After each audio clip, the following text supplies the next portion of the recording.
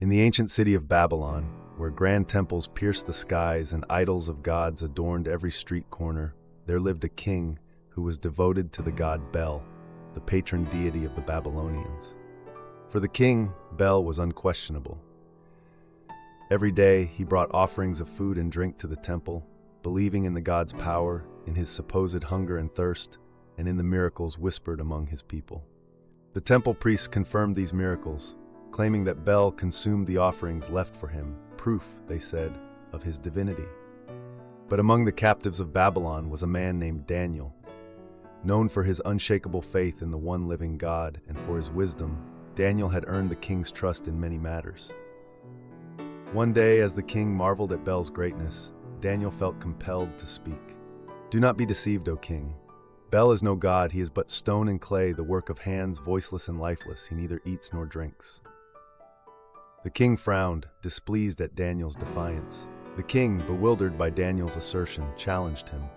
"How can you say this, Daniel? Is it not clear before your eyes? Every day I place food and drink before Bel, and every day he consumes it. Shall you call the witnesses of his power liars?" Yet Daniel, undeterred, met the king's gaze with unwavering confidence. "Show me, O king. Allow me to prove to you that it is not Bel who takes the offerings, but the hands of men." Intrigued by Daniel's confidence, the king agreed to his proposition, piqued by the possibility of uncovering a hidden truth. That evening, he led Daniel to the temple of Bel, where servants arranged a grand feast. Breads of the finest wheat, fruits of the season, and rich cuts of lamb and oxen. The table was set in splendor, worthy of a divine guest. Daniel, however, had planned his test carefully. "Before we leave, O king, allow your servant to scatter ashes upon the floor of the temple. Then we will seal its doors and see what happens." The king, curious but skeptical, consented. Daniel commanded ashes to be spread over every inch of the temple floor. Once done, the door to the temple was shut and sealed with the king's own signet, ensuring that no hand could tamper with the scene. As night fell, all left the temple, the city lights dimmed, and Babylon surrendered to the stillness of the night. But within the temple of Bel, the priests stirred. Using secret doors hidden in the stonework, they entered silently. Along with their wives and children, they approached the feast with greedy joy. They ate until they were full, drank until their thirst was quenched, and returned through their concealed passageways before the first light of dawn. With the morning sun, the king and Daniel returned to the temple, the seal still intact. The sight confirmed the king's belief. "Daniel," the king said, a smile spreading across his face, "the seals are unbroken. Surely Bel has consumed the offering as he does every night." Daniel, however, was not swayed. He held up a hand, stopping the king before he could enter. "Be patient, O king. Before you declare Bel's greatness, observe the evidence for yourself." The door was opened and the table was bare, every morsel of food, every drop of wine, gone. The king cried out in triumph, "You are great, O Bel, and with you there is no deceit." But Daniel, standing firm, pointed down to the floor. "Hold, O king, look closely at the pavement beneath your feet. Whose footsteps do you see?" The king leaned down, his brow furrowing as realization set in. Clear in the ashes were the imprints of many feet, large and small, belonging to men, women, and children. His face darkened. "I see the footsteps," he growled, his voice heavy with anger. "I see the deceit." The priests, brought before the king, could no longer deny the truth.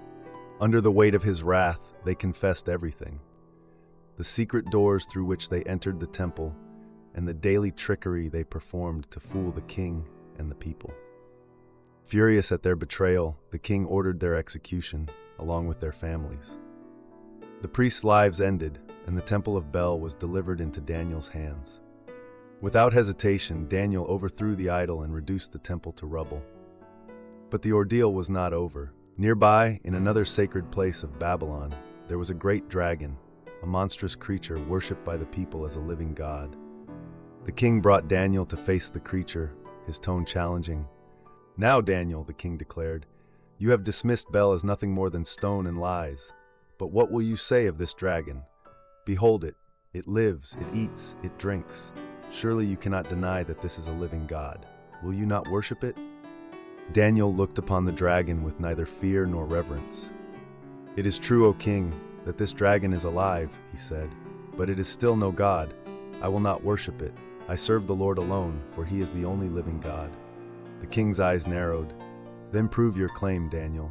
If you can destroy this dragon without sword or staff, I will see that you are right."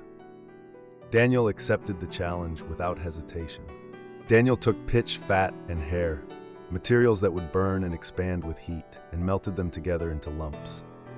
With careful precision, he approached the dragon and placed the bait into its mouth. The creature, unaware of any trap, consumed the offering. Within moments, the dragon writhed in agony. The mixture ignited within its body, swelling and tearing it apart. The people of Babylon watched in shock as their so-called god burst in pieces before their eyes. Daniel turned to the onlookers, his voice filled with righteous indignation. "Behold," he declared, "these are the gods you worship. They are nothing but lies and illusions, powerless creations of mortal hands." The crowd murmured in awe and fear, many unable to meet Daniel's gaze. The king, though humbled, could not deny what he had witnessed. The idols of Babylon, stone, clay, and flesh alike, were powerless before the truth and wisdom of the God Daniel served. And so through courage and unwavering faith, Daniel revealed the futility of false worship. His actions left a lasting mark on Babylon, a city renowned for its devotion to idols. By exposing deception and standing firm in his beliefs, Daniel showed that the living God is the only one worthy of honor and worship.